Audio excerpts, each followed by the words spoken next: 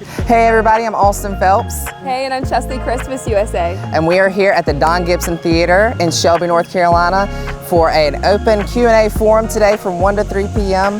where Cheslie is going to answer all things Miss USA, RPM Productions, so we're super excited to be here. Are you excited to be in Shelby? I am thrilled. I love being in Shelby. Everybody here is so welcoming. So every time I come to Shelby, I know I'm going to have a really good time. And we've got all kinds of food for her because the girl loves to eat. Love it. And they have cupcakes and what do you call them? Cake balls. Oh my gosh, yes. So we have a whole spread. So I'm thrilled and hope to see some of you guys there.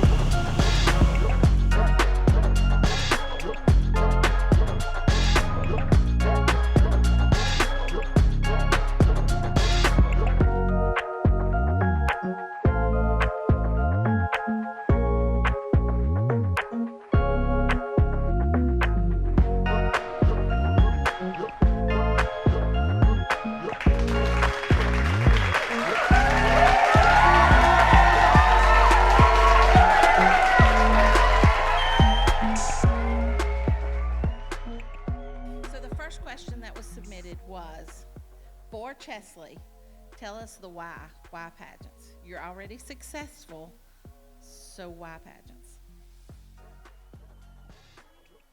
You have a mic right there. Oh, I have a mic. Hi, guys. Why pageants? So my mom, who's here, say hi, Mom. This is my mom. You have to stand up, Mom.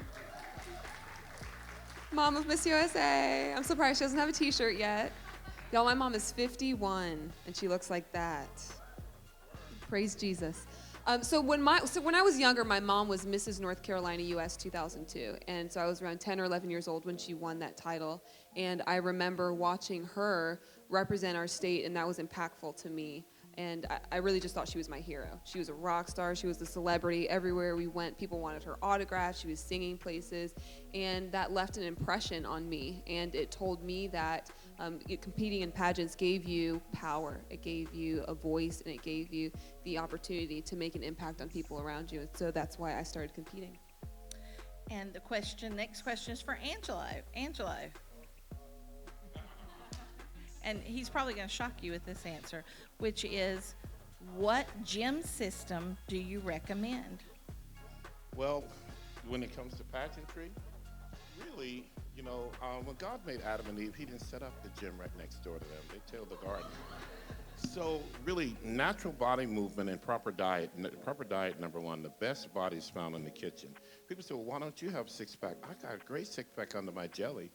I'm an old man, and my youngest son turns 44 years old this month. Yeah, I've got 5 grands and 5 great-grands, so go figure. So I'm not worried about that stuff anymore. I've got a young lady that likes me from Zebulon, North Carolina, just the way I'm nice and thick. But anyway, on a serious note, when it comes to pageantry, working with the girls, the ladies, is the repetition. Cheslie can't get in the gym as much as she used to being Miss USA. She's everywhere all the time, where she had more time to concentrate. She can do her workouts anywhere. I like what she said when you gave me that little plug and meant the world to me. She said she couldn't get in the gym at Miss USA, so she did my workouts. Where'd you do it at? In the hotel room. The same thing with Kaylin, year before last. Kaylin did on my Instagram. I don't have many people following me, so follow me on Instagram, please. But anyway, one of the things is you don't need the gym. The gym is still good because I put with occasional usage to the gym. If you need some heavy weights to build a certain body part, you need to go to some resistance, heavier resistance. But generally, you can even get your body built by repetition. You ever seen baseball players or ice skaters, their glutes are built real thick? It's because they use them all the time. They're not squatting a lot of weight. They're constantly doing this motion here. You can't see in my pants, but I have cuts in my legs because I dance. I actually still dance a lot. And so when you use muscle repetitively, blood and oxygen is going into those capillaries, so you're gonna have toner-looking areas. So that's the secret. Tell them what it was like when you did your workout. The first time he FaceTimed me, I thought I was gonna die. I thought it was so hard because I never really worked out, so it was much harder for me to do it. But it was something that I could do with my parents, my siblings, and yeah, it was super easy to do anywhere. All I had to do was get some weights and ankle weights, and that was it. And what I hadn't told Paul and Ryan during the Bachelorette, I have this, I'm gonna show you on my Instagram. I had a lot of mediums, ghost people that were trying to get information on Hannah. They were. And so I had to really watch, and somebody actually ghost shopped me, wanted to buy my program. And I'll show it to you and when we're done. But I was telling them we can do it anywhere. And they said, well, Hannah said that. And they pretend like they knew. And I thought it was Hannah's mom. And I had to take him. And I said, no, they sequestered them. But the workouts can be done anywhere. So they told me, this really is amazing. And they said, I just wanted to check to see who you are. They admitted it, but they got results from it. So you can do it anywhere. So I'm not against those of you that are going to the gym.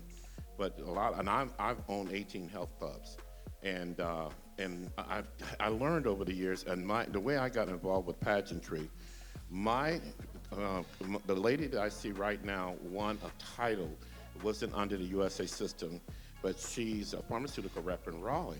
And I'm in Charleston, but she's the one that introduced me to pageantry because she kept winning swimsuit, and I couldn't care less about it at the time, because I played football. But anyway, I showed her some workouts she can do anywhere, and she started leaning out. Women, when you overload too much muscles on your body, your testosterone level goes up, believe it or not. Testosterone supports muscles, and estrogen supports body fat. So you want to get some muscle. I still encourage you to work out, even at the gym. But, do it to what you want. Some ladies want that real strong, muscular look. And honestly, those two, God just gave them genetics out of the yin-yang. Talk about you and you, because I am not responsible for her body. She is, and that the apple didn't fall far from the tree. I'm through. I have something to add about the dress budget. So we're talking about $90, $100 dresses. When I won Miss North Carolina Teen USA, I was wearing a $99 prom dress that my mom glued rhinestones on, and it was about 2 inches too short. So I had to wear ballet flats with it because it was too short. I wouldn't recommend doing that. That's not what I would recommend doing.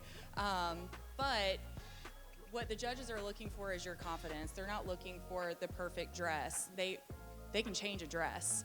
It's hard to build that confidence in a short period of time. But the advice or guidance that I would give on wardrobe is to treat your wardrobe as if it's a business. If you're competing in a pageant, you're going to continue competing in a pageant.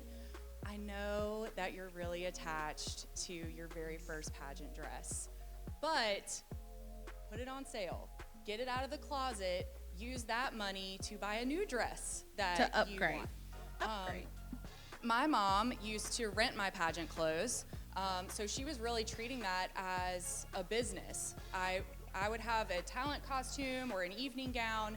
She would rent that talent costume and evening gown until I was finished wearing it, and then she would sell it, and we would go buy a new dress or talent costume or swimsuit or whatever it might be that I needed. So just thinking of it in that way, just like Paula says, don't let money hinder you from competing and working towards your goals, because if there's a will, there's a way. This question is my favorite of all the questions, and you know why in a minute. When you were standing in swimsuit, Cheslie, what were you thinking? And this is gauged at the Miss North Carolina USA.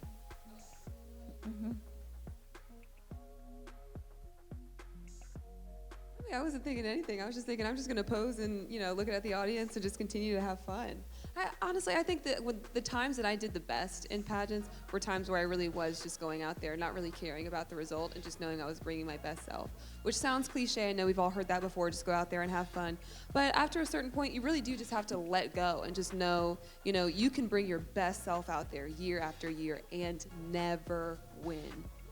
Never win, guys. I competed 5 state pageants and won on my 5th try, and that was the last attempt I had.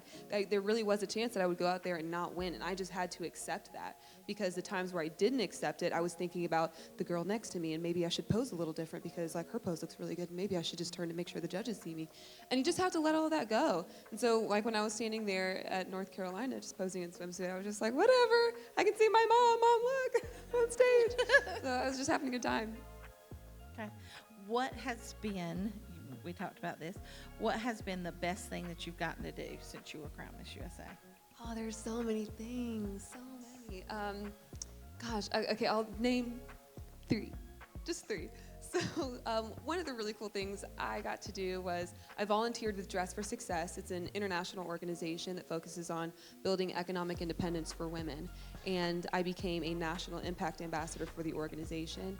And they're headquartered in New York City. And I got to sit down with success ambassadors who are former clients now talking about what Dress for Success did for them and what it means to them. And for me, that was incredibly impactful to hear them say, I walked in this boutique and I just needed some clothing. They treated me like I was a client, or they treated me like I was family. And for me, it just meant a lot. And so that was a really, really cool event. I'm going to interrupt you at that. Do you want to come on stage? So Curry's here. tell them who she is and tell them what Dress for Success is. Yeah, so Curry's the executive director of Dress for Success Charlotte, the Charlotte affiliate arm of Dress for Success. And, you know, they do a lot of programs. One of the really cool programs that I like is their suiting program, where they provide clothing to women for job interviews who can't afford it. And Curry's here, Curry O'Connor. Say hello. Hello. So we're here to surprise Cheslie because my very good friend Kimberly Pixton, where are you, Kimberly? Okay, she's back there. She was moving and had the idea. So I reached out to some people, and we are presenting in honor of Cheslie today to Dress for Success all of these outfits, business attire, pants, sweaters, coats. They've all been cleaned and they're all ready in your honor today because we love you and because you taught us about Dress for Success. So now we're going to support Dress for Success.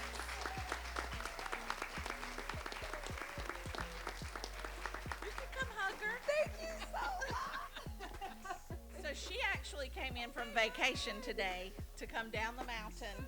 I would expect nothing less from Curry. Oh my gosh. So if you have work attire that you are not wearing, small size to all the way to plus size, shoes, clothing, if it is clean, wearable, ready to wear, because a lot of these times these ladies show up with them and they have an interview in 15 minutes, so they got to dress and go. So any of you that have an interest in reaching out to them, please reach out to them. I had never heard of Dress for Success until I met until I heard Cheslie talk about it. Actually, when she won North Carolina USA, I said to her, what do you want to do? She said, I want to take Dress for Success on the road. I want everybody to choose to do it. So I choose to do it because of you. Oh, thank you. Thank you so much to me, guys. Thank you so much. Thank you. Thank you. So we are so fortunate to have Cheslie as a National Impact Ambassador.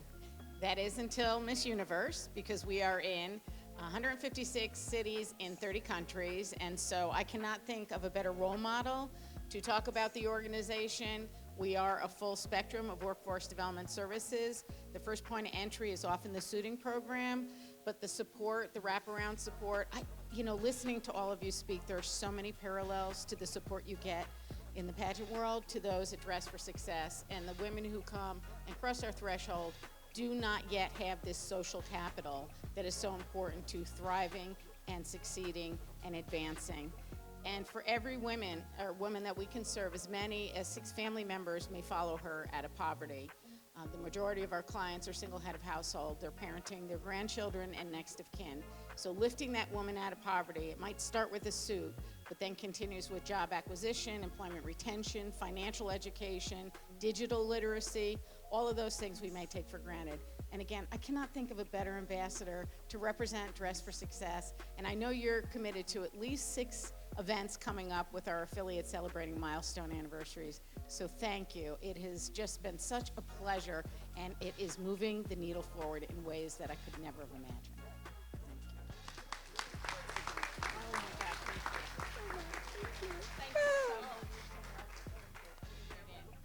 That was such a surprise, guys. I did not know that was going to happen. I told you I like prizes. Thank you so much. That is something that would be your next question was, what is your platform? And explain the difference in platform versus not. Okay. What a cool lead-in too, because like I mean, just randomly Dress for Success. Where's my platform? So twofold. One, I really wanted to talk about Dress for Success because it was so meaningful. It is so meaningful to me and continues to be. But aside from Dress for Success, I also talk a lot about criminal justice reform because before I became Miss USA, I worked full-time as a civil litigation attorney and did pro bono work for people who have been given excessive sentences for low-level drug crimes. And that's really important to me because, when I was in law school, I had this beautiful idea of the justice system, and then I got out of law school and realized it looks quite different. So those two things, Dress for Success and criminal justice reform, are very important to me. And how much have you gotten to speak about those since you've been crowned? Wow, quite a bit. I usually talk about Dress for Success. It's just something that's constantly in top of mind for me because I remember being in law school and being like, a broke college student, trying to figure out, where do I buy a suit? How much is a suit supposed to cost? Does this look good? How is it supposed to be tailored? And not knowing the answers to any of those questions. And so I didn't want women to constantly be in that same situation, which is why I volunteered a lot for Dress for Success. Now, aside from that, I get to talk about criminal justice reform quite frequently as well. Big Brothers Big Sisters is another organization that I've worked with. They recently had their national conference in Charlotte, North Carolina, and they asked me to speak at their opening ceremonies. And I talked about one of my clients who was given a life sentence for a low-level drug crime. And he spent 18 years in prison. Until the First Step Act, a piece of legislation, was passed. He was released from prison on July 3rd, the day before Independence Day.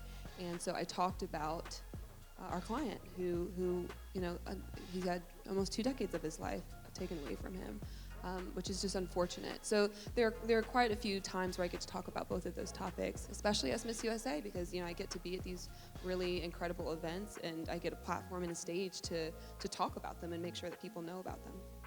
Paula, what's the first step if they want to be in Cheslie's shoes? Be willing to step out of your comfort zone and do something that maybe you're not familiar with.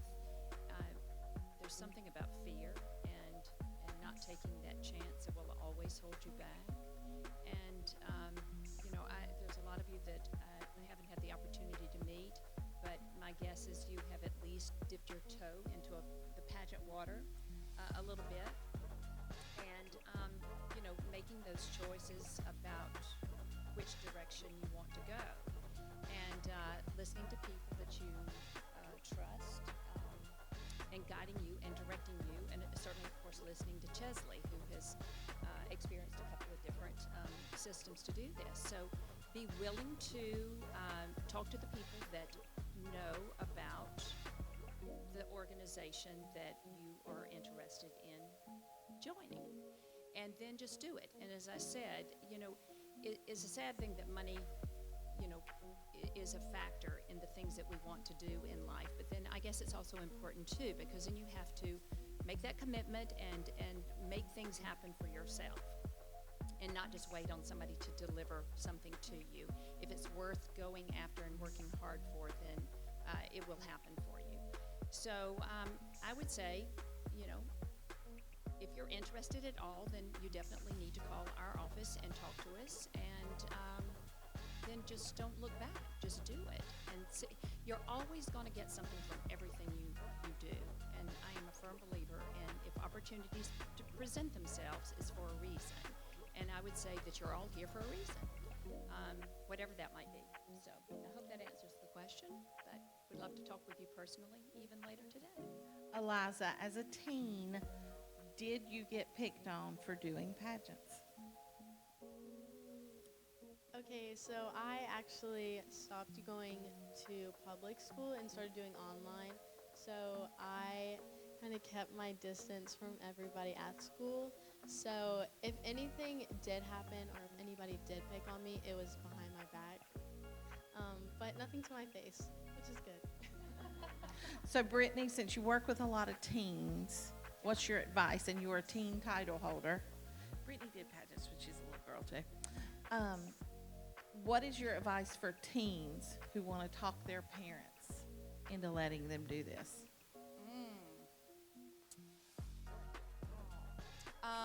I think the the way that I talked to my parents into letting me do a lot of things was I did my research, and I would always go to my parents with all of the information. I wouldn't just say, hey, I want to do a pageant, and that was it. It was, hey, I want to do a pageant because I want to be like this girl, and I would print off a picture of Cheslie and be like, here she is, and these are the people that you need to talk to, and I would have Paula's phone number. Here's her phone number. This is how much it costs to do the pageant, and here's all the dress stores that we can go shopping at so that we can get me a dress and I can win the pageant.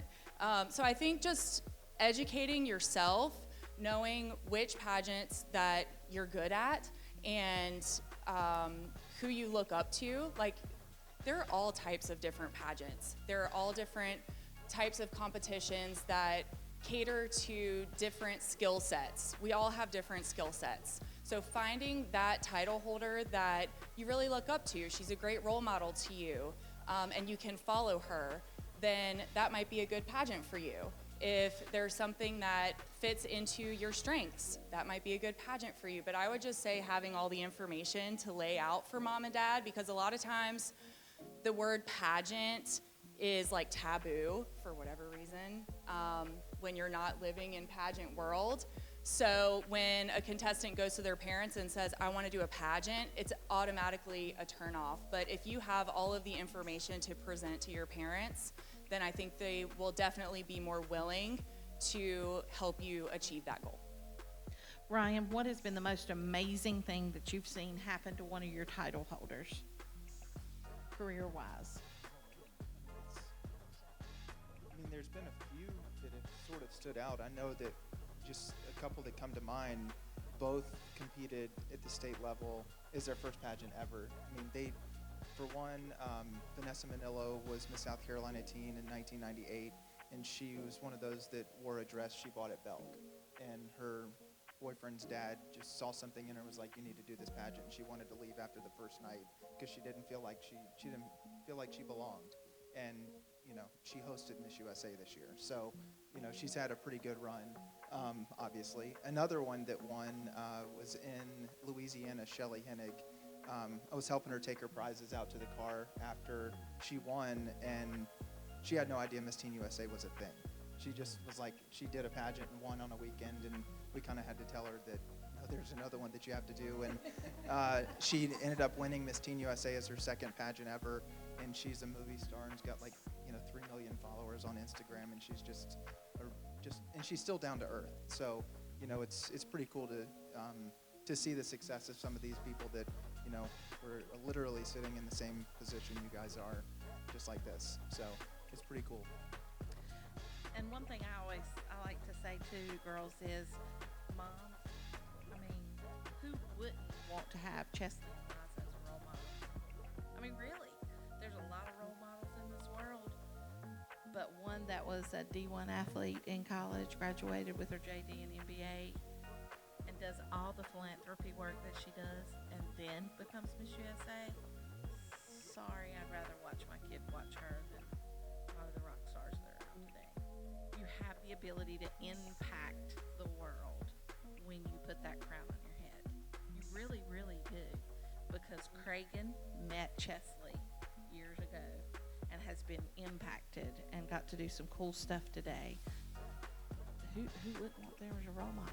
So real quick, before I go any further, questions from the audience. Just raise your hand. Nobody has a question? I am amazed. All right, stand.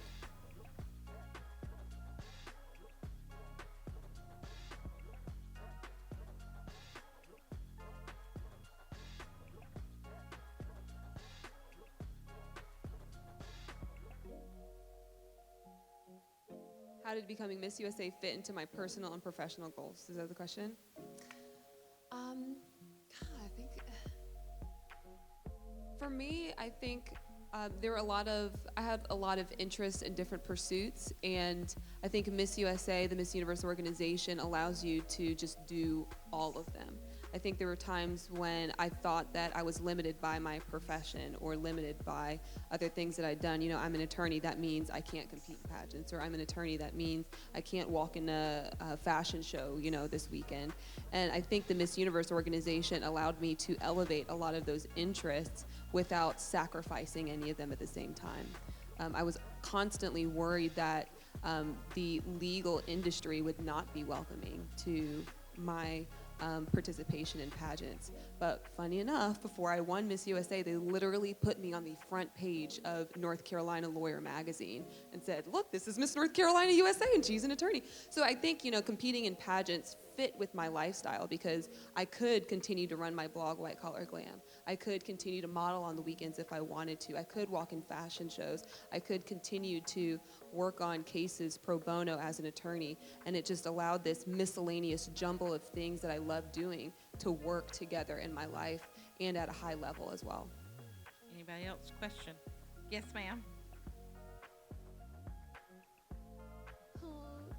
She said, how do I become Miss USA like you? It's so sweet. Well, you're talking to some incredible people right here. I mean, these are the people who prepared me. These are the people who helped me on my journey. And my journey started, you know, I competed when I was in high school, but my journey to Miss USA started when I competed at Miss North Carolina USA for the first time. And funny enough, you know, we were talking about outfits and costs and everything. The first time I competed at Miss North Carolina USA, I actually made the evening gown that I wore, and I was 4th runner-up that year. And then the following year, I bought a dress from Sherry Hill. I didn't win, and I was like, why should I buy another evening gown? I like this one. So I wore the same dress over again. I bought a swimsuit from Jamie Shaw my first year competing at Miss North Carolina USA, and wore that swimsuit the next year and the next year. And I won, you know, overall swimsuit twice. And so, you know, you're talking to some great people who know what your priorities should be and can tell you where to start. You look like you are, I would guess, 9 years old, 10 years old? You're 9 years old? Oh, great. Great guesser. So there's a fantasy camp that RPM runs that is a great program. I'm sure I'm going to pass the mic to Miss Paula so she can tell you a little bit more about it. But it's a great program to start there at fantasy camp and learn more about how you can, you know, prepare yourself for later on, and then, you know, become a teen, and then become a Miss and be Miss USA.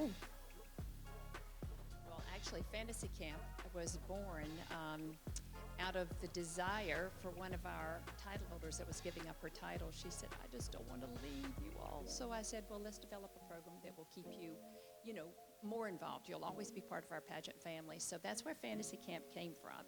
So we devised it's a one-day program, but it's all part of what we do on the state level. And our fantasy campers, and we keep it very small because we want it to be intimate and something that you're going to remember and take away with you forever. And we always have a former title holder that is running it. And Marley Stokes is in charge of that day, she and her mom, and they have devised a curriculum. And you just learn all kinds of things. And then that's kind of a place to start. And then just always, you know, have a dream. And remember to live the life, you know, that you think a title holder should hold. And that means making good decisions. So. Take another question from the audience. Yes, ma'am.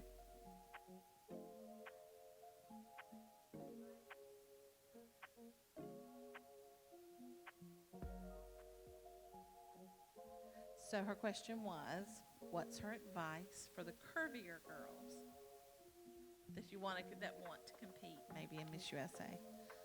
My advice is walk out there with confidence. I think it can be frustrating that we don't see that diversity in shape as often as usual. But one of the things I was worried about when I began competing was, as Ms. Danielle said, I was a Division I athlete in undergrad. And so, hey, I have muscles, and I don't even have to try to have them. They're just there. I can't get rid of them. And I was worried because walking into North Carolina USA, walking into the Miss Universe organization, I was worried that I needed to be this tall, model-esque beauty. And I'm just not that. I'm not. And one of the things that I appreciated, especially this year at Miss USA, is you saw a lot of different women with different bodies. I'm short, stocky, I'm 5'6", I have muscles. You saw other women who were athletic. You saw Miss Nevada USA, who's got a beautiful body and is curvy. She's got like this beautiful apple bottom. I'm like, God, what is your workout? Tell me. So, you know, but I think that the important thing was all those women walked out there like they were Beyonce. Like, that is what you have to do, is go out there and know that your body is a beautiful one, and you just need to be proud in representing it on a stage. And if you do that, the judges will believe you too. And I think you do see some of that, and you see more of that nowadays. Like Miss Canada, I want to say, a year or two ago, was a plus-size woman, and I want to say she made it to the top 20 at Miss Universe. And it was because she walked out there and she said, I don't care what these skinny broads look like. I look good. So just know that's my advice to you, is like, if you walk out there and your body looks different from somebody else's, that is fine. In fact, that is great that you can be unique. But the most important thing you have to have when you walk out there is confidence. And I'll interject in this because I've seen girls of all sizes compete, and my favorite memory this year at Miss North Carolina USA, I told you, was the fact that there was a little bit of a pose-off going on in the middle of the stage with some of the girls, and they were this, and they were put in front of the other, and they were jockeying for space. And Cheslie was very quietly standing, confidently beautiful in front of the MC, just chilling.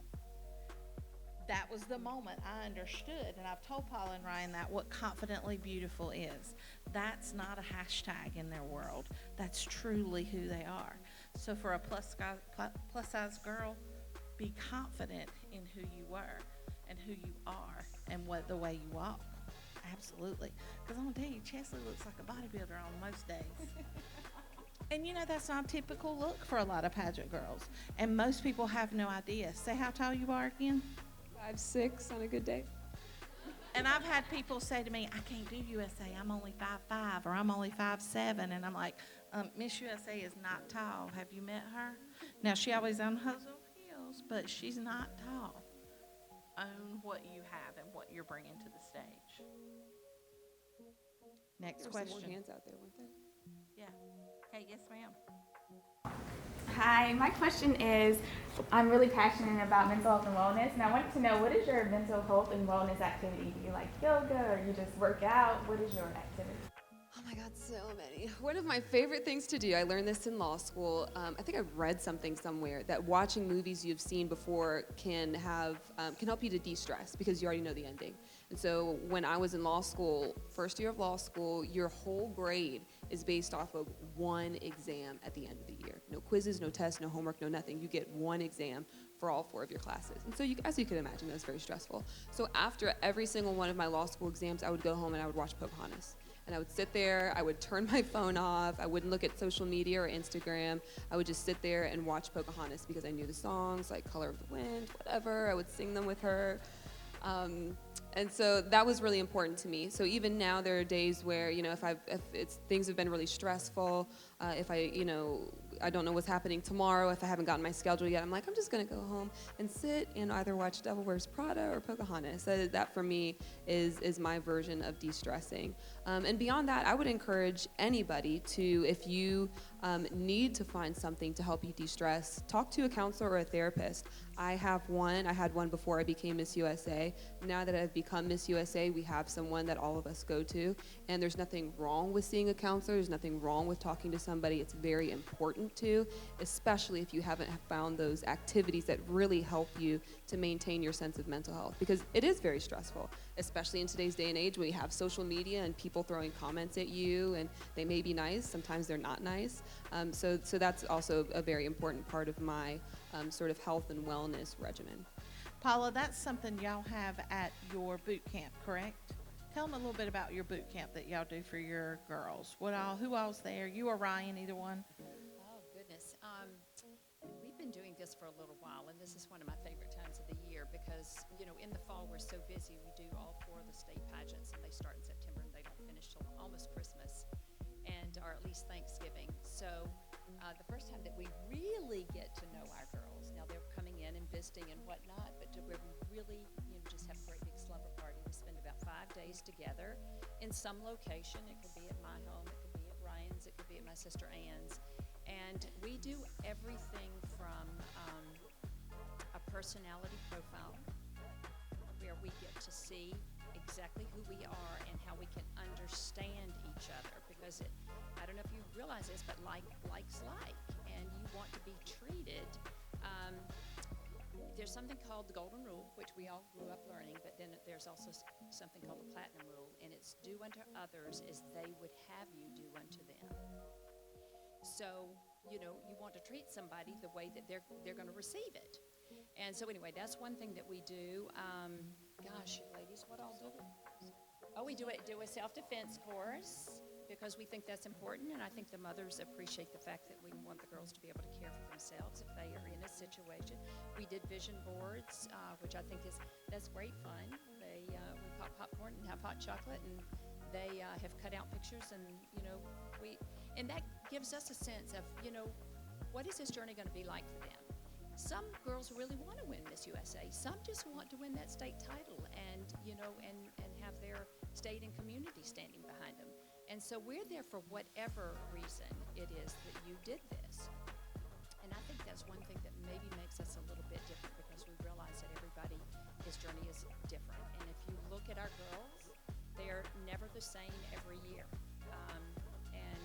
So their year should never be the same. And so anyway, that's important for us, that this journey is yours and not ours, and we just partner with you on that. This is a question for Cheslie and Eliza. Do either one of you have hopes of being on a TV show, much like your former sisters in the RPM family?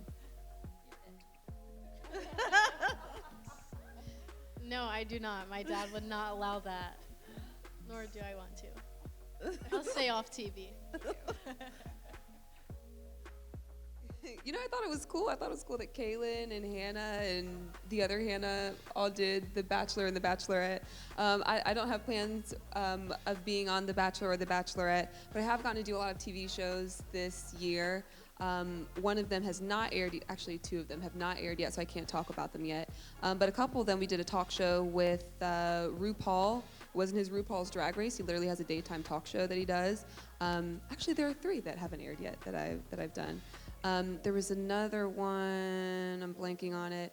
But one of the things you get to do as Miss USA is you get to do a media tour. And so I did interviews with, I did Live with Kelly and Ryan. I did CBS This Morning with Gayle King. I sat down with Michael Strahan for an interview. I was on Good Morning America. So for me, winning Miss USA was a dream, because I got to sit down with all these cool people. And they were like, well, what do you want to talk about? I was like, well, how much time do you have? So no dreams of being on The Bachelor or Bachelorette, but I think things have gone pretty well so far. Question from the audience. Hands? Yes, ma'am.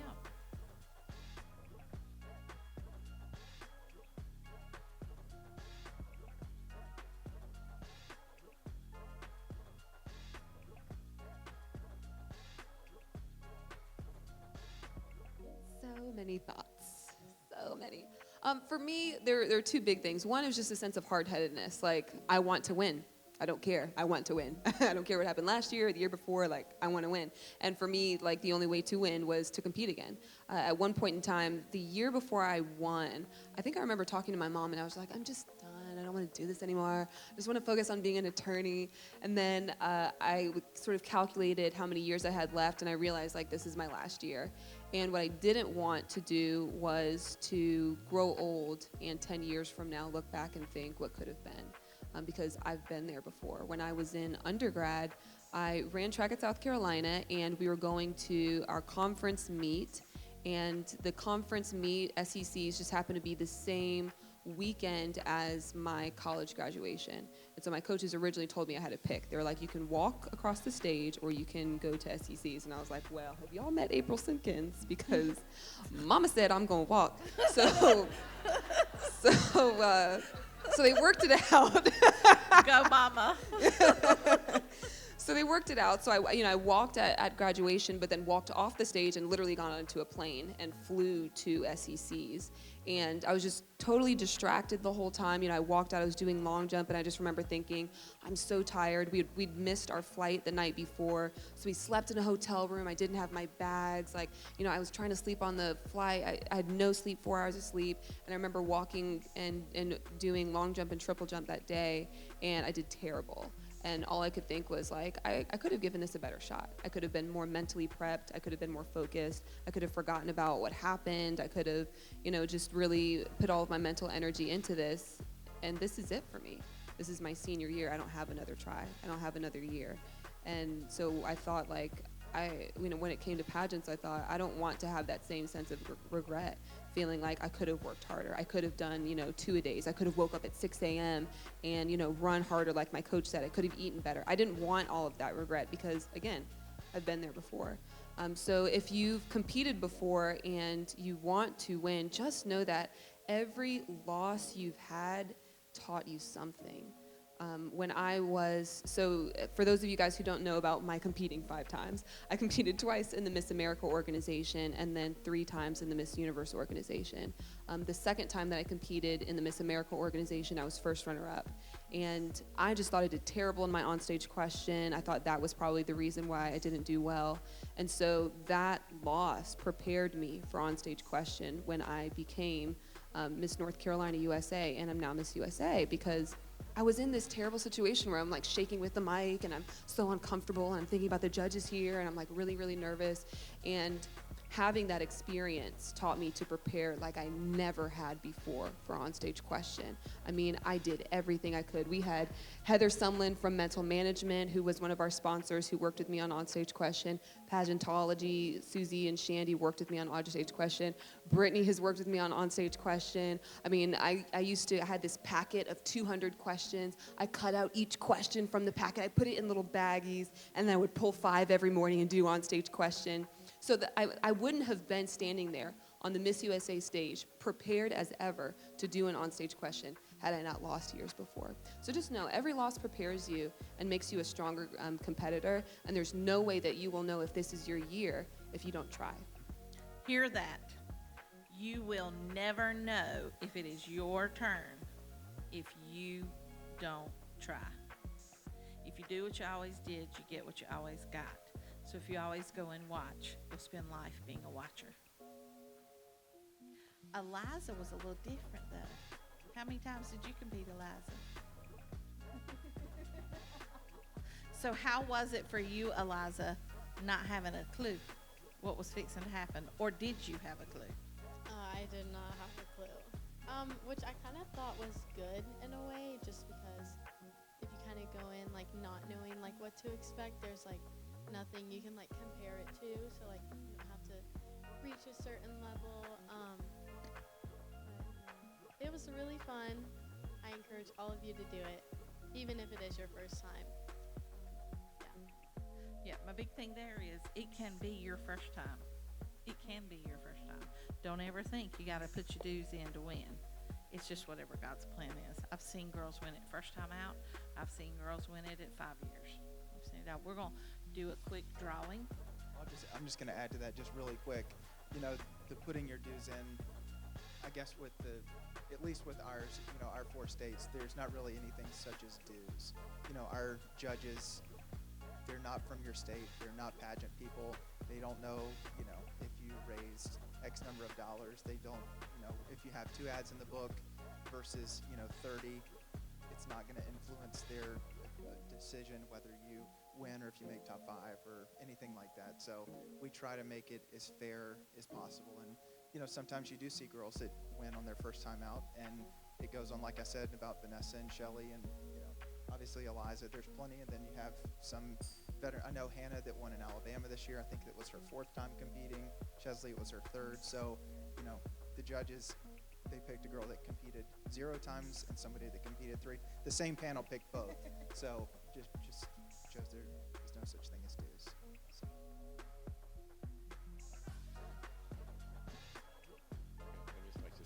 I want to back Cheslie's commented about bodies. And I've been around a long time, over 30 years. In fact, The year that Halle Berry was first runner-up in 1986, the second runner-up was a young lady named Tammy Tesh from Augusta, Georgia. I trained her, so I was around that long. But when you remember, she said that she was in her comfortable mode. I could tell, because what I noticed about her wasn't her muscles. I noticed her curves. You looked amazing. I mean, you know, at North Carolina we noticed your muscles, but at Miss USA you were like, you know, I had to speak in tongues, and so. But the thing about it, Miss Arkansas and Oklahoma and Cheslie, they were built like all get out. But what she was serving was this. Your clavicle bone is your palate, and this is where you wear your confidence. And she was in a very comfortable zone. I remember Julia Dalton, second runner-up the year before she won. She was outside the theater crying. We were out there consoling her. The next she came back like she didn't give a crap. She didn't even look as better. I thought she looked better the year before, but she was in this zone, and she took the crown. She found who she was. She was at peace and comfortable. And when I work with girls, young ladies, I have to mentally get you to believe that you can win, because the best body doesn't always win, very rare. In Louisiana, Devin Boyd won 2 years in a row. I trained her, won the swimsuit award, but she was left in the background clapping. And a curvy girl won 1 year, Leah. You know, Leah was a little bit more heavier, but she was on. We could see it coming. So if you could get that space in your head and don't have body image problems, and you work with me, I'll make sure that gets gone out of the trash. Paula could tell you that. You're going to leave with some confidence. So, but anyway, I wanted to back her up on that statement, because a lot of young ladies have this issue. Erin Snow years ago, but I took the swimsuit out of the team. She said, "What?" She said, "I want to get my inner thighs toned up." I said, "Who's going to be looking between your legs and your inner thigh? You better get over that, work that, whatever that is, rub it and walk it." So anyway, all right, that's what I want to say.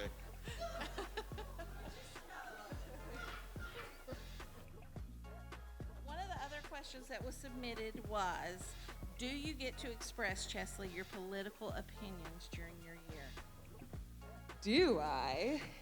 Yes, I do, which is kind of surprising. I thought I wouldn't be able to, especially because my job is to be the official spokesperson for the Miss Universe organization. So I thought the organization would have its own views that I would just be expressing throughout the year. But thus far, in various interviews, I've talked about anti-abortion laws across the nation. I've talked about my thoughts on the current immigration policies at our borders. I've talked about the Jeffrey Epstein trial and my thoughts on the legal implications of his suicide.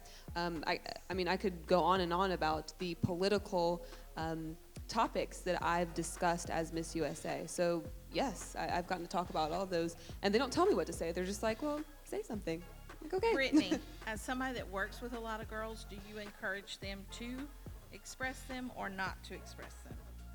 I think it's important to have your own beliefs and to do your research and to form your own opinions. There's so much information on the internet. There's so much information that we hear from our parents, especially if you're a teen contestant. There's so much information that we can be influenced by on social media. So it's really important to dig into those stories, those news stories, and really find your own opinion. Because when we're just scrolling through and reading people's comments, it's so easy to say, oh, that's what I believe. Oh, wait, that's what I believe. Oh, that sounds good. I'll say that.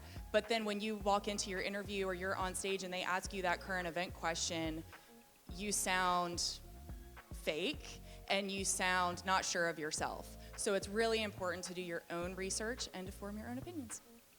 Paula, have you ever had someone as a title holder that you disagreed with their political expressions, and how did you handle that?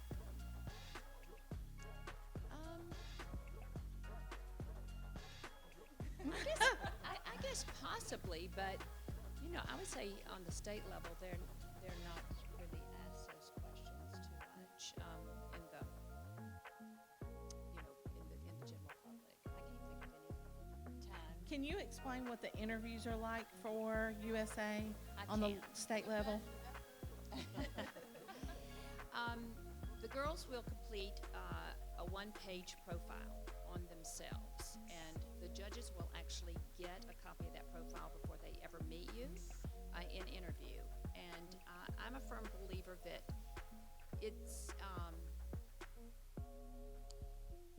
I want the interview comfortable for both the judge and the girls. And it's important to me, and I guess it's because I have been doing this for so long, and I was telling somebody on the phone yesterday, I think we were in the car, I'm not sure. At this point in time, I want somebody that I can feel like that has a good heart, can be a part of our family, that they want to do this not only for themselves, but for other people. So I'm looking for somebody that's beautiful and will represent the state well, but also somebody that's going to fit into the lifestyle that we feel like we've built and the culture around our pageants. So the interviews are very, they're finding out a little bit about you. So you will complete that profile. We do a round robin. We'll have 5 judges, and there'll be 5 girls in a room with 5 tables all around, and we will be timing. It'll be about a 3-minute interview with 5 judges, so you'll have a 15-minute interview. But it is off of your profile. You've got the ability to lead the charge on that. If you want to take this in a different direction, that's totally up to you. Some of the judges will challenge you a little bit more than others, but if you know yourself and you know what you've put on that piece of paper, then the interview should be very, very easy. And I make sure that I stand and open that door when all the girls are leaving, and they're always extremely happy, and they say, this is the best interview I've ever had. So. Yeah, I think I've heard that from Eliza several times, that she felt like she let them know who they were, who she was. Is that correct, Eliza? Yep, and we do try to keep politics out of those questions too. It's not really a place to find out, who you voted for or anything like that. And also, the profiles that we do print up have your photo on it. So I'm just going to take a little bit of time about photos. Just the biggest thing, look like your photo. That's the biggest thing I can say. It's literally be the person that the judges, will look at. Because sometimes they'll go back and reference, and they'll see a photo and they'll look up, and it's like, do we have the right one? And it just gets a little uncomfortable. But really, you want to look like your photo. You want it to be pretty, but there's been some really pretty pictures, and that girl's not pretty. And so you're like, it's true, and you've all seen it. It's true. Yeah. Well, and I will tell you, this is what I've found out about RPM and Paula and Ryan, and this is why I adore them. They're not going to sugarcoat it. They're not going to look at me and say, I didn't look like this when I was in my 20s though, but I was much smaller, I promise. Look at me now and go, absolutely, you will be Miss Universe. Because most days I don't wear makeup. Most days I don't know what I've put on. I don't know if it's wrinkled or got spots on it or not.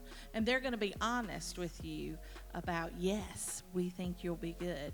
I've never heard Paula in conversations with somebody or Ryan say, yes. And I'm sitting there going, I haven't heard that. And that's something I applaud y'all about. You're very honest about what it takes to do this job. Yeah, and just another thing with the interview too, if you looking at your profile, even if you don't fill it out, make sure you know what your mom put down, because that is just the most embarrassing thing. I've judged plenty of state pageants all over the country, and it's like, oh, tell me about that time you wrote this book, and they're like, huh? It can get uncomfortable. So yeah, that's just another thing to know what's on your profile. Eliza? This is about the interview. Okay, North Carolina interview was probably the funnest interview I've ever been in. It was so fun because it was like having a one-on-one conversation, and you're getting to tell them all about you. And I'm going to suggest something. When you go into interview, know your judges, know what they do, and when you turn around to talk to them, start the conversation. It's really good to do that. So one of my judges was a lawyer, and I always wanted to be a lawyer when I was younger. So right when I turned around, I was like, no way, like, you're a lawyer, like, that's what I wanted to be, like, growing up. So that's just a suggestion. Questions from the audience? Yes, ma'am.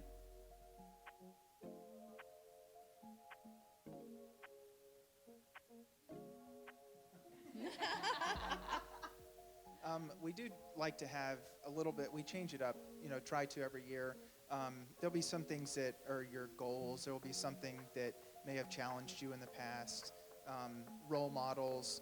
We'll also do like some little one-offs, like what's your favorite movie, what's your favorite book, what's your favorite actor? Because sometimes it's telling, there may be somebody obscure that, may show a little bit more of your personality, or if you're, a Taylor Swift, that's perfectly fine too. It's just some way to, continue a conversation, and you never know where it's going to lead. So again, we're not going to ask any political-based questions. It's really just going to get to know you. You talk about your college, your school, just ambitions and current job, that kind of thing.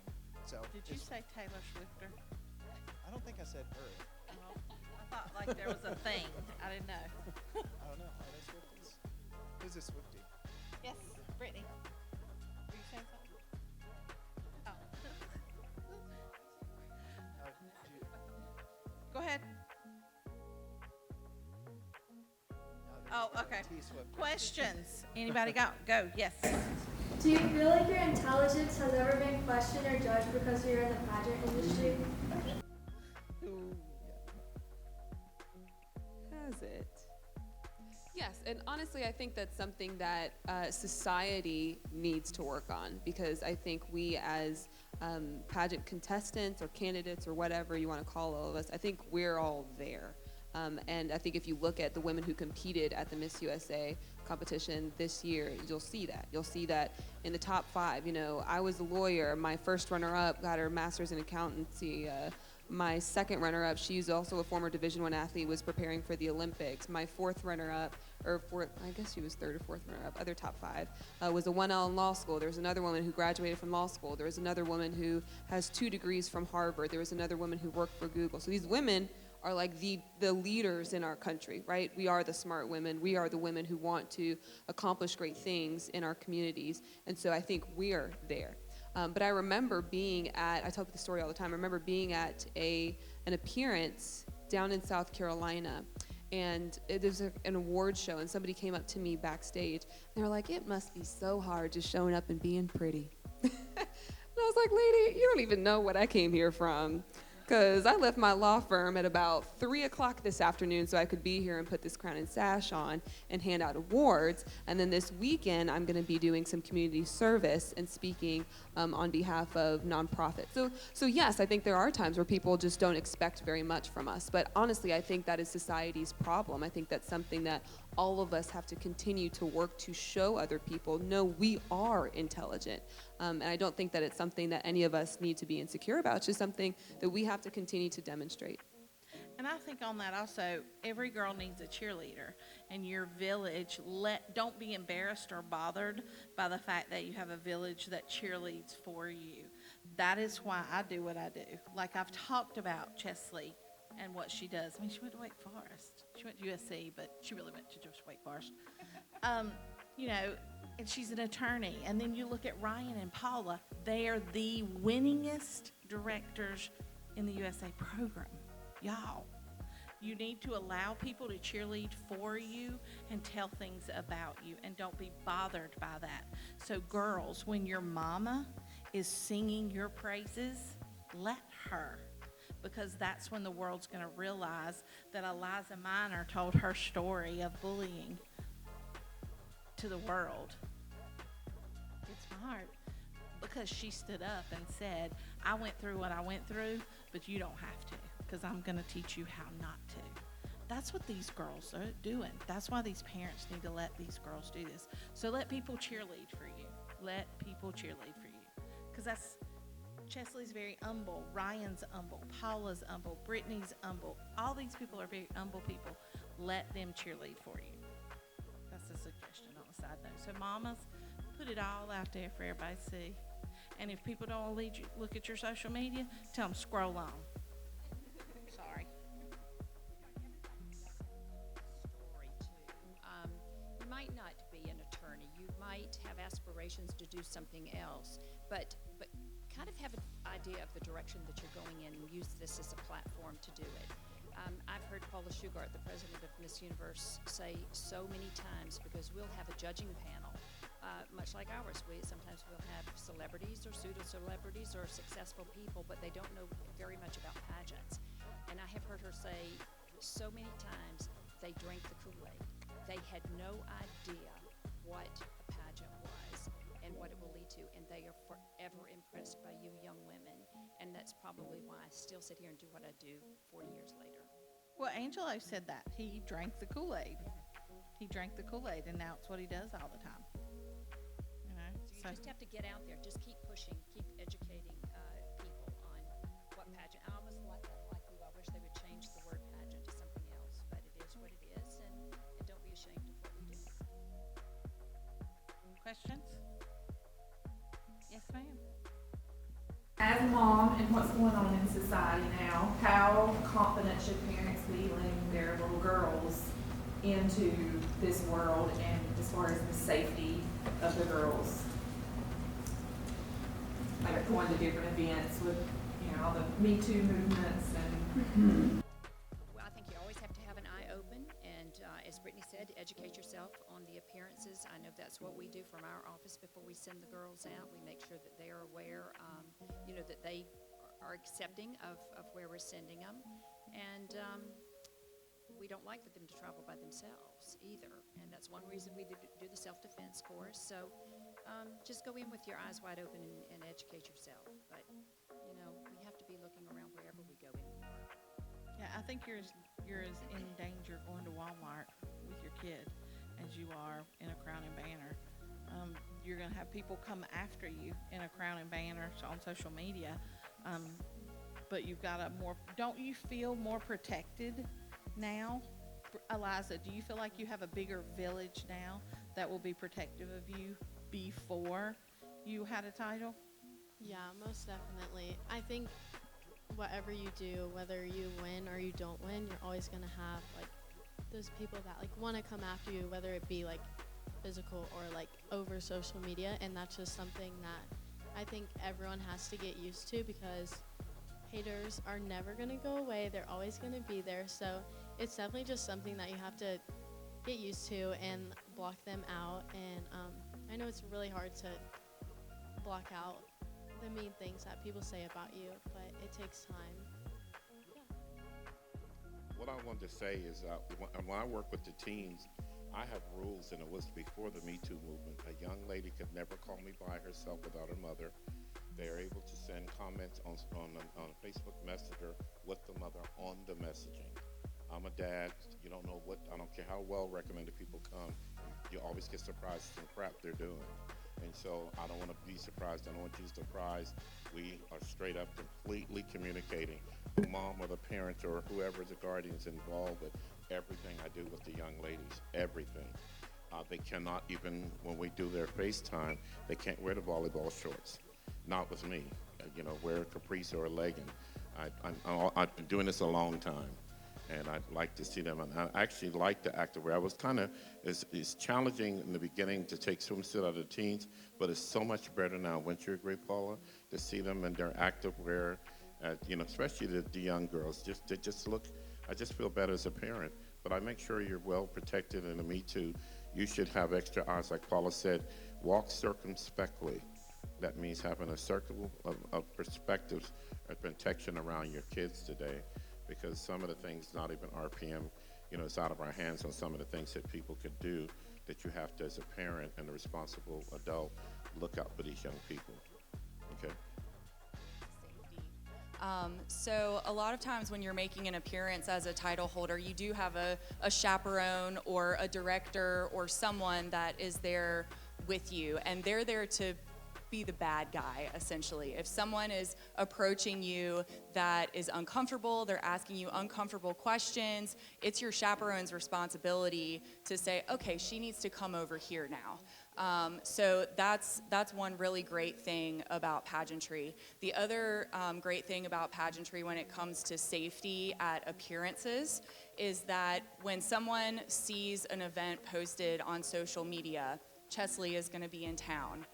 All of us are here because we want to see Cheslie. So her village is here constantly. So anytime you're going to make an appearance as a title holder, there is most likely going to be someone there that is a familiar face to you because they want to be there to support you. So that's kind of an extra added security thing that you have when you're going to appearances. The other thing I'll say about teens, especially, just because I work with a lot of teenagers in their pageant preparations, is that pageant people tend to be pretty conservative on what you want to wear with your clothes and how you want to present yourself to the world. And I think that's really important for young girls to learn, especially with things like Instagram and any kind of social media, or even just celebrities that we have as role models when we're looking at people to show our young girls how they should be presenting themselves to the world. We want to present ourselves in a positive way, and pageant contestants really do that the best. They always walk into a room, they're dressed in something that they would be proud to see their grandmother to see them dressed in, and they're posting things on social media that they wouldn't be scared for grandma to see, because that's how we should be presenting ourselves to the world. So as far as safety goes, I think you're actually more safe as a pageant contestant because you do have such a large village of people that are supporting you and teaching you how to present yourself in a positive way. April, as a mom, what has been the thing that you've learned watching her compete this year, and when? She's looking at me like, what? Who's been the thing that I've been watching her compete, locally or nationally? Locally. What would you tell parents? Why should they let them do it? And what have you seen? What change have you seen in Cheslie? Well, like Cheslie said, I competed in pageants. My reason was very different than Cheslie's. I just thought it'd be cool and never shied away from a challenge. I think one of the things I noticed in Cheslie this year, and she's already alluded to that, was her level of confidence. And I did see a very relaxed Cheslie on the stage, and I do think it kind of resonates with the judges. That was probably one thing I saw that was a little different in her presentation of herself on the stage. I felt like, as a mom, she was absolutely ready. And not that I didn't think she was ready before, but she had a whole different countenance about herself, and I knew she was on a mission. I've seen this look in Cheslie before. As her mom, and to Danielle's point, I could literally rattle off her life resume and bore you all to tears and say every single accomplishment as if it were just happening. But for Cheslie, Cheslie would go after things and attack them 100%. And I saw that with her in North Carolina, and I saw that with her on the national level. She treated it like it was a job and not like it was just a thing to try. And so I would say for any young lady who is looking to compete, treat it that way. The opportunities of, Cheslie and I truly are best friends.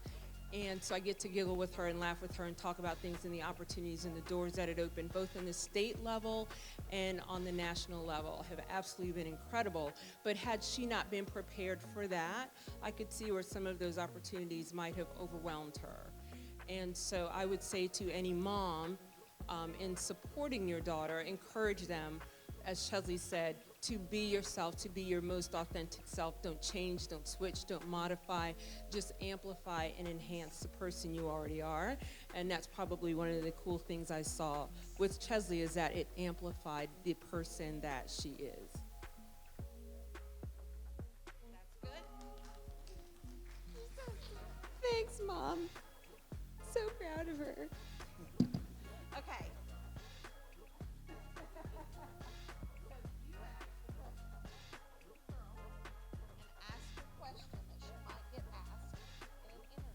Ooh, in an interview. Who are you voting for this election? Oh, I feel so bad pointing somebody out. Do you guys want to volunteer? Somebody volunteer. Oh, yes, thank God. I was really worried when I said that. I was like, nobody's going to volunteer. Ooh, what was our question? What was our top 5 question? If you won Miss North Carolina USA, what does day 1 look like for you? Wait, can we pass the microphone? Because I really want to hear.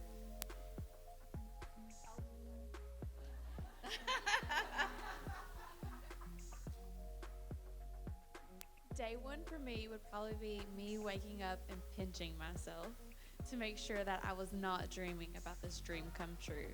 And then I would continue to call everyone, freaking out, letting everyone know I won. And then I would definitely get started on my platform of making people aware of the mental illness in our country and finding a way to help everyone with it. Come here, you come to this mic. Good. Let's see how much it's baseball. Let's see what kind of catch. Right? Thanks. She's ready. Ready? Oh. It's plastic. It's okay. Cheslie. Yeah. Who else is going to volunteer? Stand up. There you go. Cheslie, got one. All right. Let me think. Describe yourself using your initials in 3 words. I'm kidding. I don't want you to answer that. But what's funny is that I was actually asked that in an interview once, and it was very challenging. I couldn't think of a K, so I think I said something like crazy or something. I was like, if you don't know how to spell, just do crazy instead of something with a K. I got one more. Okay. Why pageants, why now? There you go. Yes. I did it because I lost my great grandmother, and it kind of took up all my time, and I didn't have anything to do after I lost her. So I started doing them, and I didn't really want to do them. But after I saw the crowns backstage, and I saw like what everybody got to do, I just enjoyed it, and I won my first one, and it really made me happy.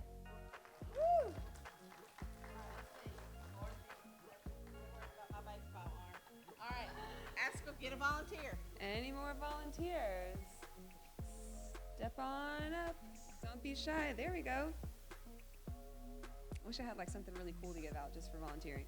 All right, so can you tell me about one of the biggest challenges you overcame and what you learned? One of the biggest challenges I face even today is I'm actually very stage fright. I'm very shy. I don't like speaking publicly to anybody. I'm shy. It takes me about 3 months to even get close to being friends with someone and getting really close into my inner circle. So that's one thing that I face daily. But for me, that's one of the biggest things I've overcome, and I'm still working on it. Let's see. Girl, you just answered a question from Miss USA. You ain't on the stage, right? I'm really so excited. Kirsten Reeves, do I see her body? Oh, and she's hiding. Stand up, Kay. Come here.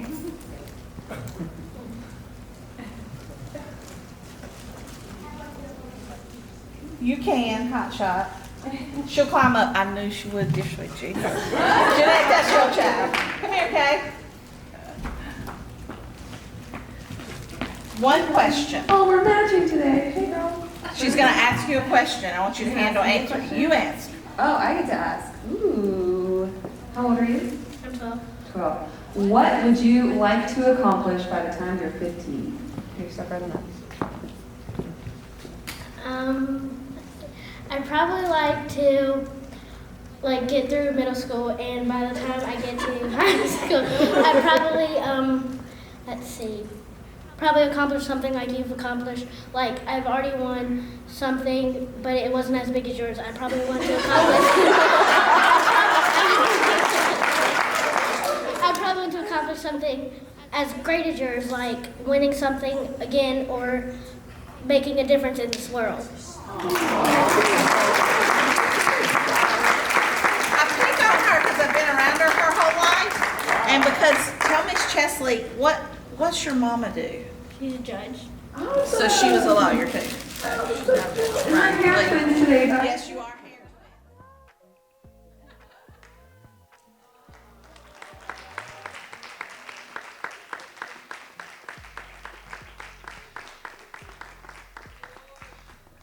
I have to say something about Tony.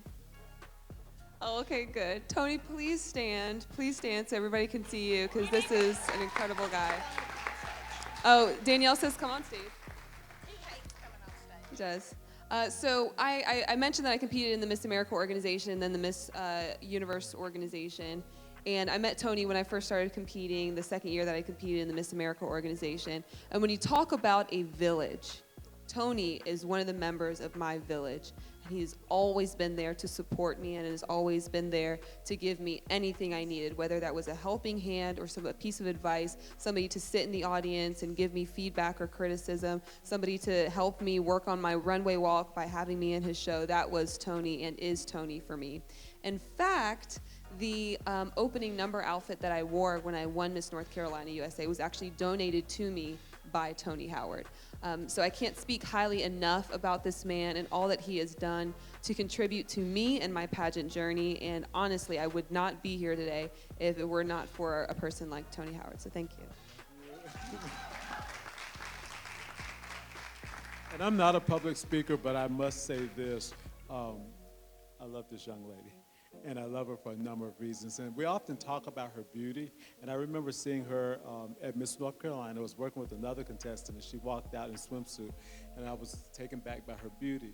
But I really think the thing that impresses me most about Cheslie is how focused she is. And I was a teacher for 30-some years. And I worked with a lot of young people. But working with her as Miss Metrolina, working with her even at fashion shows, and I tell my models this, when we see the clothes, I tell them what they're gonna wear, show up what they're gonna wear. Cheslie was always focused, knowing exactly what she needed to do. And even at Miss USA, I was in Reno, and I was hoping she would win, but I knew when I attended the first rehearsal, I told the people around me, she's gonna win this. Because the other girls were worried about hair and doing all this other stuff. Cheslie was standing there, and I said, she's in her zone, and she's focused. April, we talked about that. And so I just want to say I'm so proud of Cheslie. She's the real deal, and this is a dream, but I just want you to know I love you. Hey everybody, it's Austin Phelps again. And Cheslie Kryst, Miss USA. And we just want to say thank you so much to everybody for coming out today. Did you enjoy it today? It was awesome. Just so many great questions, so many incredible people, and a lot of good food. My personal favorite. She's all about the food. So, all things RPM were answered today. Please follow Cheslie at Miss USA on Instagram and Twitter, and at Cheslie Kryst on Instagram and Twitter. Thank you for coming out today.